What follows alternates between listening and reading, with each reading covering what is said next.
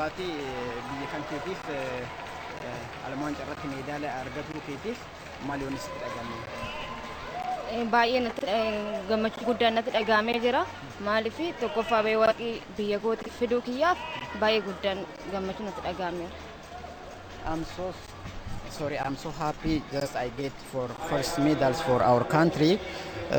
I'm very happy to get gold medal in Beijing World Champion. There was 4 girls together with 40 kilometres to go. Did you expect that you would have to sprint home the last 100 metres?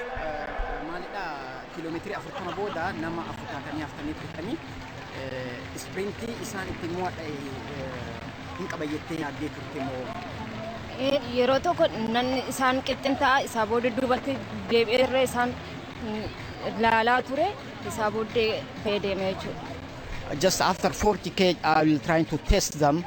I'll come in front, return behind just because I want to control.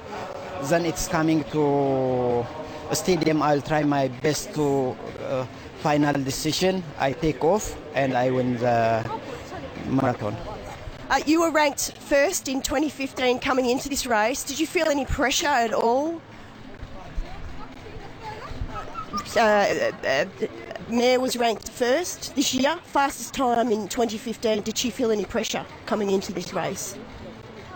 You understand? No, don't worry about it. Okay. Your lap of honour was very fast. You had a lot of energy at the end of your race.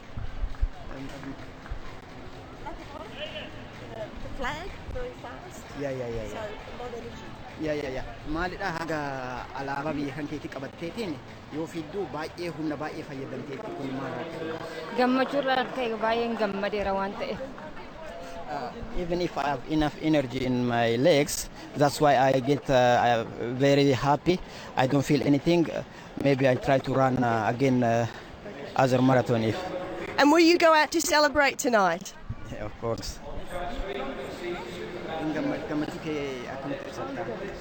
Gammachuu kiyya yaa'u zuurii naanneetoo gammachuu kiyya ibsate jechuudha. Just I will celebrate for all Chinese in our Ethiopian flag and I make happy everybody. Thank you.